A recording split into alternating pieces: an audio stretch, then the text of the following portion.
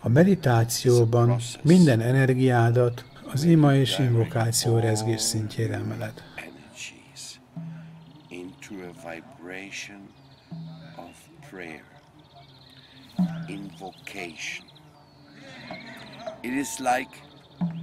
Megpróbálsz elszakadni a zavaró tényezőktől, amelyek az egódból és az anyagi élvezethez ragaszkodó, a világot kihasználni akaró érzékeiktől származnak.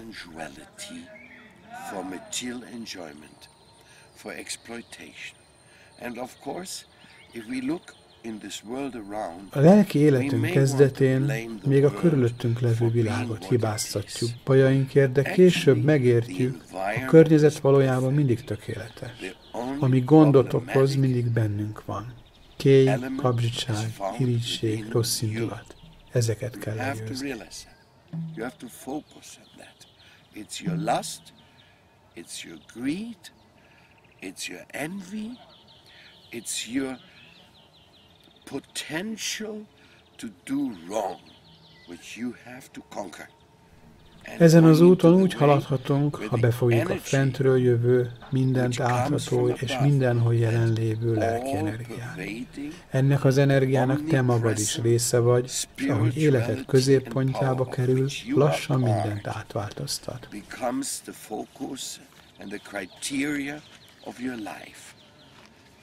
That is exactly what is the initial motivation when we start meditating.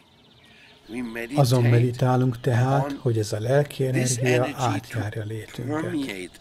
Megpróbáljuk elcsendesíteni az elménkben lévő világi zajt, és persze a minket körülvévő zavaró körülményeket is, hiszen mondjuk egy bekapcsolt tévé előtt igen nehéz lenne meditálni. Ezért a környezetünket is inkább lelkivé alakítjuk.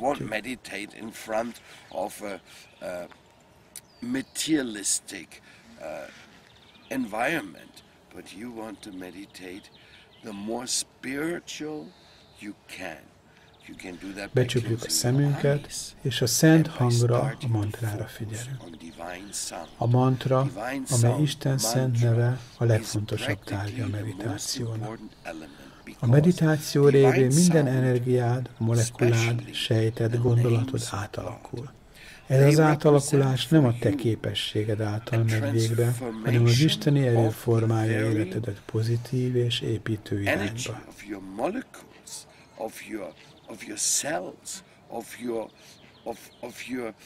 Inner concerns, it's like something, it's a transformation which comes not due to you, but due to the presence of this divine energy.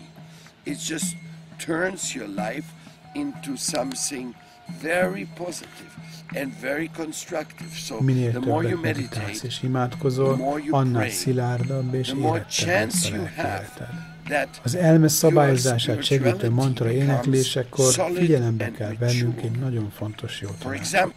Ezt a szívből jövő tanácsot szimbolizálja az a Nandafalvi szentély, ahol most állunk, és ez az alázat oszlopa. Advice. Please take this advice from the core of my heart, and it is represented symbolically here in this monument. This is the monument called the Humility Monument, because one of the greatest teachers of divine meditation, Sri Chaitanya Mahaprabhu, az isteni meditáció egyik legnagyobb tanítója, Sri Chaitanya Mahaprabhu 8 versben foglalta össze a jóga lényegét. Ez az oszlop az alázatosságról szóló 3. vers emlékhelye. A vers szanszkritül így hangzik.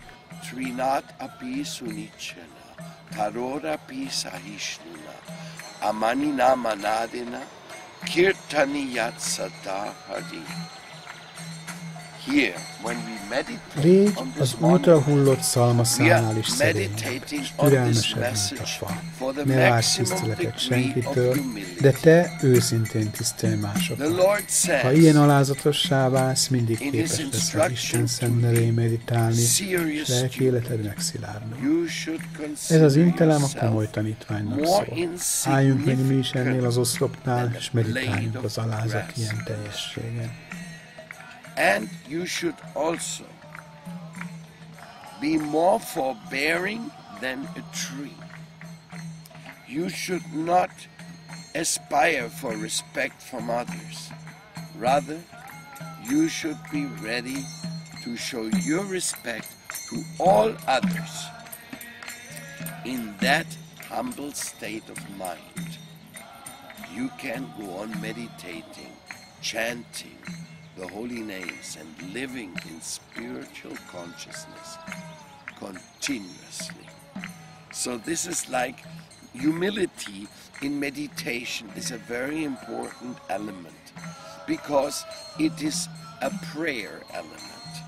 You see the difference between Van különbség a meditáció és az ima között. Másképpen is gyakoroljuk őket, és a meditáció intenzívebb. És ahogy nő a meditációd mélysége, az kihat az ima erejére is. Minél mélyebbre hatolsz, annál valóságosabb lehet a megvalósításod. The more absorbed you are in it, the more real it becomes. A meditáció során érhetnek bennünket villanásnyi belső élmények, és erős érzelmi hatása van annak is, ahogyan egyre jobban megismerjük önmagunkat mélyebb szinteken is. A meditációban megpróbáljuk időben is tartósá tenni az isteni névvel, mantrával való együttzengést. A mantra meditáció folyhat csöndben, az elmédben, de lehet hangos is. A mantrázásban a meditációs lánc, a japa lánc segít, melynek gyöngyszemeit a tulasi cserje ágacskáiból készítik. That's another meditation, which we will explain a little later, where we find that this Szent tulasi, amit Indiában minden házban szeretettel gondoznak, egy másfajta meditáció részese is, amelyről már beszéltünk, és jelenlévő társként a mantra meditációban is megmutatjuk. Japalánc gyöngyszemei mantrákat recitálunk. And we go Hare Krishna, Krishna Krishna, Hare Hare, Hare Rama, Rama Rama, Hare Hare, Hare Krishna, Krishna Krishna, Hare Hare, Hare Rama, Rama Rama, Hare Hare, and so on. Ezt a 16 szótagos mantrát, a Maha mantrát recitáljuk, zengjük. A Maha mantra 108-szor való ismétlésre a japa egyköre. A japalánc 108 szemét egy nagyobb gyöngy, a Krisna gyöngy fogja össze, amit Méruhegynek is szoktak nevezni. A Krisna gyöngy az életünkben jelenlévő isteni erőt képviseli.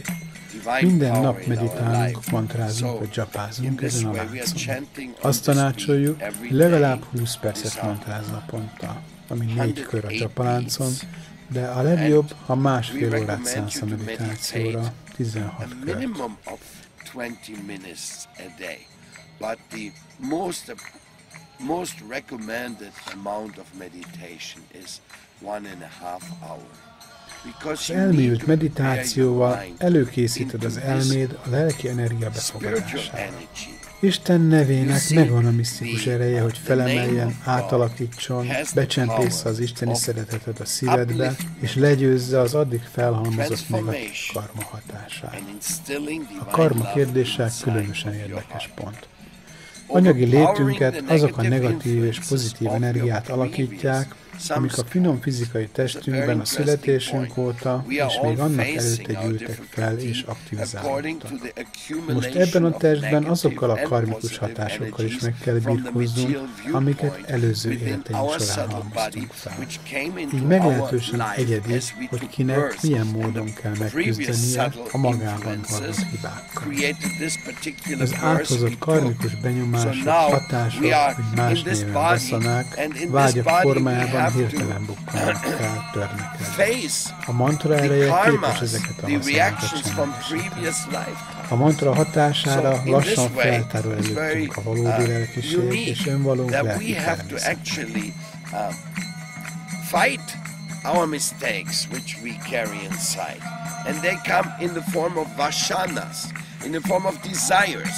They pop up, and the mantra subdues the vashanas. The mantra is so powerful, it will make us understand the real meaning of spirituality within us, and that the external material influences, the desires which are coming there, they're coming from the mundane experience. They're not coming from a spiritual need. Az érzéki beteljesülés nem vet véget a vágyaknak, sőt, újabb vágyakat ébreszt.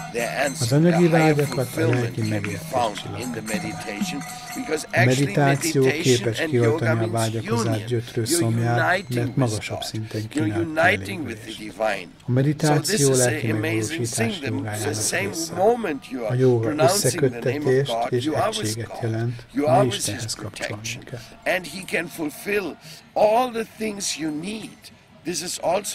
Az Isten szeretet jogája, a bhakti jóga csodálatos folyamat. Ahogy kimondod a mantrát, Isten nevét, az vele köt össze személyesen, az ő védelmébe kerülsz, és ez a transzcentális kapcsolat minden szükségletedet kielégíti, teljesen átalakít, beleértve a karmoltását is. Azt mondják, így módon véget vethetsz a szenvedésnek, és elérheted a végtelen, a szeretet urát, a mindenség teremtőjét és fenntartóját. És örömmel bízod rá, hogy az élet döntéseiben kimondja az utolsó szót. Ez a meditáció titka, az, hogy a magasabb valóságra fókuszálsz. Nem a nagylábújadon, a nyelveden, a szemeden, vagy az elméden meditálsz, hanem a létünket meghatározó, felsőbbrendű beavatkozáson a végsőkön. A jóga és meditáció gurui ezt ajánlják nekünk, mint például Patanjali, a nagy jógamester. Igazi jóga nincs isvara, azaz Isten nélkül. A jóga nem torna gyakorlat, amivel fenntartjuk és fokozzuk az erőnlétünket, hogy minél nagyobb hatással lehessünk a környezetünkre. A jóga egység Istennel, kapcsolatba kerülni vele, megtanulni felismerni a terveit. Ebben az egységben az ő tervei, a te terveid válnak, és az ő kívánsága a te kívánsága. Isten legfőbb vágya, hogy szeretetét adhassa mindenkinek. A Maha mantrának ez az értelem szerint jelentése üzenete. Uram, kérlek, hadd legyek szereteted eszköze, fogadj a szolgálatodba. Make me an instrument of your love. Engage me in your service. This is the practical translation. A mantra zengésével arra kérjük Istent, hogy a szeretet szolgálatába állhasson, hogy meglássuk, amikor valaki a segítségünkre vár, és képesek legyünk rohanni és cselekedni. A meditációban szolgálatot kérünk, és Isten a szolgálat lehetőségével válaszol, amit ugyanazzal a lelkesedéssel és intenzitással fogunk végezni, mint ahogyan meditáltunk és imádkoztunk. In our meditation process, there's a jóga meditáció egyik szintje a smaranam, vagyis az emlékezés. Először emlékezünk a tanítóinktól kapott útmutatásokra, felidézzük, körbejárjuk a gondolatokat. A smaranam után a dharanam, az összpontosítás következik, ami még mélyebbre visz, majd a dhyána, az intenzív meditatív elmélet. Akkor észre sem veszed, mi történik körülötted. Tökéletesen lefoglal a belső tapasztalás, amiben kívül vonzol. A lelki megtapasztalás olyan erős vonzalmat alakít ki a meditáció gyakorlata iránt, hogy egyre mélyebbre és mélyebbre hatolsz, egészen a teljes beteljesülésig. De abban a pillanatban, ahogy az alázat alább hagy, az egód felül fog kerekedni ismét, és azt fogod hinni, nagy jogivá váltál, aki jobb másoknál. Az egó nem lehet csak így kifogni. Még a spirituális úton járók számára is a legnagyobb kihívás az, hogy miként győzzék le. A hírnév vonzása például jellemző akadás. Az ego még egy testi szinten lemondott szerzetest is arra sarkalhat, hogy széles körben magasztalt híres szentként láttassa magát a világban. Isten tiszta híve, Krisna baktája azonban csak a szeretet urára büszke, csak benne keresi az örömöt, még önmagát bűnös múltja miatt is elesettnek és alkalmatlannak érzi. Is his Lord of love, is his guru, is the mission of his life.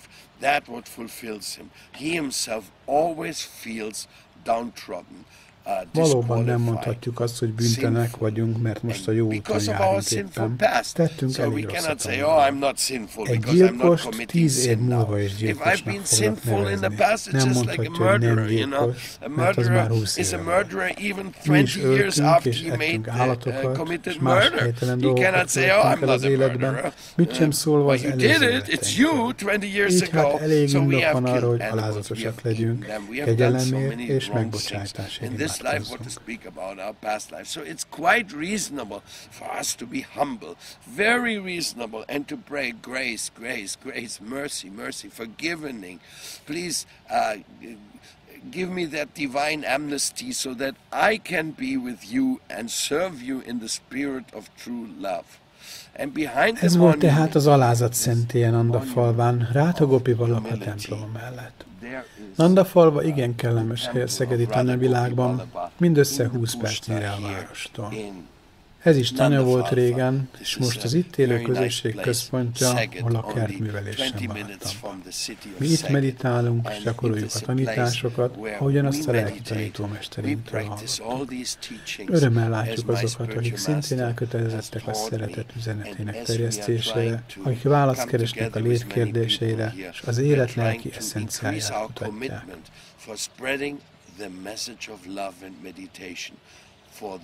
People in the world who are looking for such an answer and for actually focusing on the true essence of life.